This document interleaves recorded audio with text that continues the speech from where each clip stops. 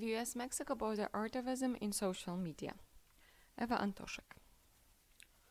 Borders, edges, and margins are spatial constructs of contradictory character, and as such they can be both divisive and empowering for those occupying them.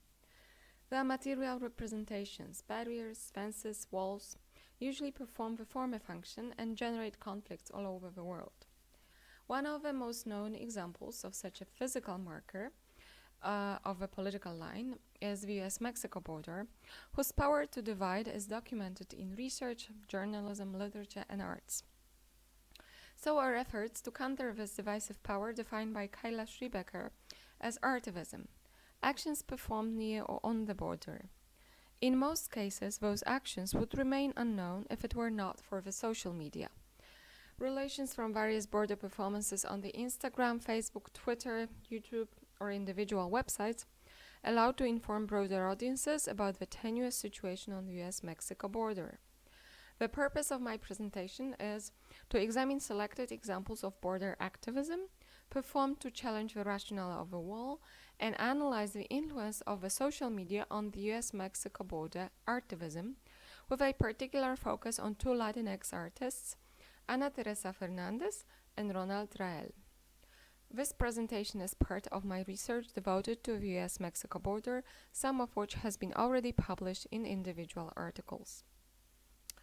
In one of the recent books on the US-Mexico border, The End of a Myth, From the Frontier to the Border Wall in the Mind of America, Greg Grandin analyzes the history of a frontier myth and American expansionism, examining the transformations the spatial and metaphorical concept has undergone in time. His research aims at demythologizing the story of a border and Mexican-American relations enacted in that space. Grandin challenges the myths that have arisen around this contested space and emphasizes the incongruity of walling off of what used to be an interdependent space, and undermines rationality of a border wall designed to be erected as a physical marker on the US-Mexico border, providing examples of border subversions and placing them in particular context of the US-Mexico border. He argues, even if a subversion only lasts a moment, such as when citizens of Naco, Sonora and Naco, Arizona today play an annual volleyball game over the border fence, or when people come together to gossip, or when couples get married through the spaces separating the slats. If people didn't keep coming up with new ways to beat the border, tunnels, ramps, catapults, homemade cannons to launch bales of marijuana to the other side, Radio Shack drones, then the US wouldn't have to keep trying to find new ways to fortify the border. The examples of challenging the wall echo various actions of activists and artists who have questioned validity of the existence of the wall at the US-Mexico border for a long time now, and whose aim is to undermine the power and influence of the border markers. Therefore, what Grandin does from a historical and sociopolitical perspective has been part of activism on the border that responds to the urgency of issues related to this space. The transgressive initiatives aimed at subverting the existence of a material marker at the US-Mexico border are obviously numerous, and the scope of this presentation doesn't allow to discuss all of them in details.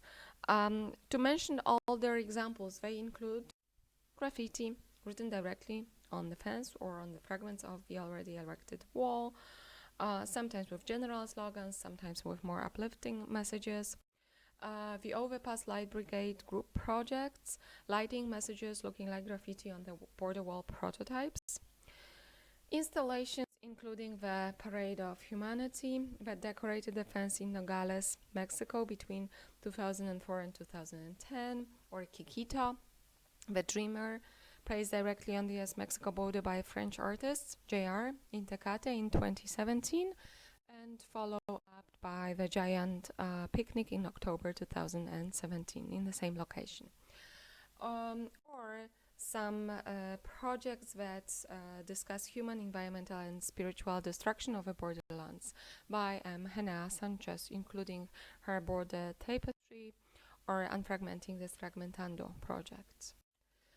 Ronald Rell is an artist involved extensively in transborder activism.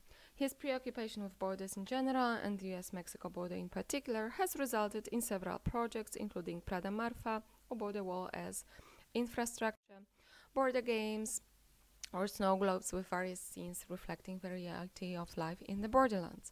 He's also an author of Border Wall as Architecture, a manifesto for the US-Mexico boundary, which in his own words is, quote, an expanded study on rethinking the existing wall by redesigning it into something that would exceed its whole purpose as a security infrastructure and ameliorate the wall's negative impact and perhaps through intervention make positive contributions to the lives and landscapes of the borderlands, end of quotes. So the book not only relates the story of a border wall, illustrated with the artist's drawings and maps, but also puts forward several ideas for both transborder infrastructure and aimed at improving environmental and social conditions, but also community actions.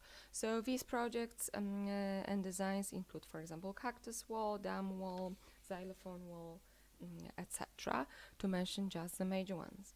They range in scope from environmental projects through religious and cultural activities to infrastructure constructions, but at the same time they have one common denominator. All of them indicate the absurdity of a physical marker of a political line, the US-Mexico wall, demonstrating, among others, its porosity, and they are designed to challenge and redefine the wall so that it can transform borderlands into the space for exchange and dialogue. In July 2019, Ronald Rell, together with Virginia Sanfratello, made one of his projects, a swing wall, also known as a teeter-totter wall, come to life at the US-Mexico border in El Paso, Texas, and Ciudad Juarez, Mexico, where they installed 3 pink seesaws on the US-Mexico border fence. As he admits, the purpose of his installation was, quote, to allow families on each side to meaningfully connect with each other and highlight the bond between the two countries, end of quote. Rell said that the seesaws turned the wall into, quote, a literal fulcrum for US-Mexico relations, end of quote. Video relation from the installation shows people who enjoy the seesaws in the atmosphere of excitement and joy, fun, that accompanies the action. In this way, the fence changes from the militarized zone of surveillance into the playground. The barrier becomes a fulcrum, in the author's words, supporting the connection between the two sides rather than separating them. Moreover, in order for the seesaws to work, they must be operated on both sides. Hence, cooperation of both parties is needed, and they do work together. Once a seesaw becomes empty on either side, people run immediately to continue swinging.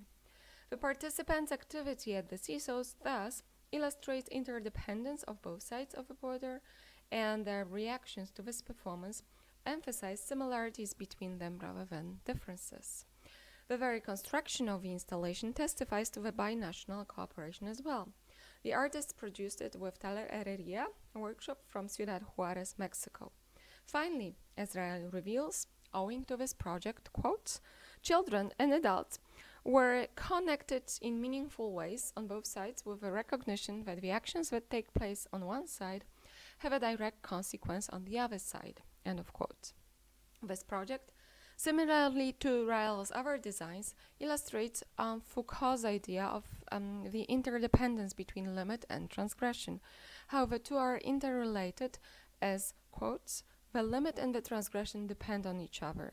A limit could not exist if it were absolutely uncrossable, and reciprocally, transgression would be pointless if it merely crossed a limit composed of illusions and shadows, end of quote. Rell himself refers to that interrelationship in his TED presentation, An Architect's Subversive Reimagining of US-Mexico Border Wall, where he provides an account of, quote, resilience at the wall, end of quote, and juxtaposes the examples of actions and reactions or counteractions from both sides of the border. His argument is that when on the US side there appears an overt urge for the border to be impermeable, reflected, for example, in research, legislation, extra surveillance, and militarization of a border, it's automatically challenged by the opposite reactions from the other side. Therefore, if US authorities come up with the idea of a taller fence or wall, people from the Mexican side will construct drawbridges or find taller ladders to scale the wall anyway, because as he admits, quote, the wall itself is an arcane, medieval form of architecture. It's an overly simplistic response to a complex set of issues, end of quote. Consequently, with his projects and performances, Rael wants to fight the destructive effect of a fence and lay ground for the future transformation of a space into environmentally clean and people-friendly area. Rael's most recent project, Pedacito de la Tierra, or A Little Piece of Home, commenced on November 11, 2020, when, quote, he and migrant bread maker Juan Carlos Delgado slid loaves into the first horno which they built together in Nogales, Mexico, end of quote. The idea behind the project was to build ovens, so, quote, hundreds of hornos for migrants waiting in Mexico to receive American asylum, end of quote. It was designed both as a way to, quote, honor their heritage and build community in the border shelters through communal work, cooperation, and sharing food, which, as he says, and I'm quoting, reflected the migrant culture currently represented at the shelter, but also served a more utilitarian requirement. It fit the organization's budget of 53 cents per meal, end of quote. The idea behind the project is also to reinforce the naturalness of people's movements and migrations, a concept that's been denied validity, especially in the context of US-Mexico border. The second example of grassroots activism to be discussed here is a project Borrando la Frontera, Erasing the Border by Ana Teresa Fernandez, who is born in Tampico, Mexico, and raised in San Diego, California, and identifies herself as a border crosser. In her works and performances, she often addresses the question of her hybrid identity and the influence of the two sides of a border. She reveals in one of the interviews that, quote, it was with the ability to see and understand the world on both sides of this wall that I began to find my voice, end of quote. In her earliest works, Fernandez often challenges gender, racial, and cultural stereotypes, and with time her works have begun to address other examples of injustices and oppression, and she's become more and more involved in the issues of migration and the US-Mexico border.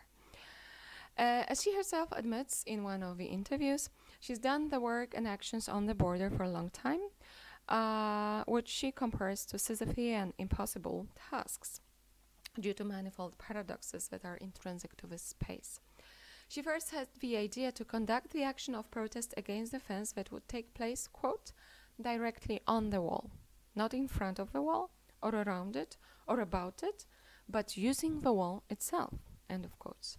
When she implemented that, painting the fence roads blue, wearing a black dress and stilettos, a trademark of hers, and filmed by her mother, she almost got arrested. However, after a long discussion, the authorities allowed her to finish the project, and the outcome was spectacular. The fragment of a border fence painted blue as if disappeared against the blue skies. The image from the action appeared on the internet, and in 2015, when she was in residency in Arizona, she was asked to repeat this protest/manifestation, but this time she decided to do it as a community project. As she recollects in the interview, the project drew about 40 people not only from Nogales, but also from other parts of Arizona, including people who had been deported. The painted area was much larger than in her previous action, as it amounted to about 50 feet in length, and as she admits, it was, quote, this really beautiful coming together of people wanting to see this thing go away, end of quote. On her website, she includes the report-like information, which you can see on the slide right now, about the purpose of the project, and she reveals further how it influenced the community, those who have been impacted by the fence, and how the blue color could, for a moment at least, cure the community. The project thus not only united people who had been strangers before the action, but it also defied the power of a border to divide, separate, and antagonize.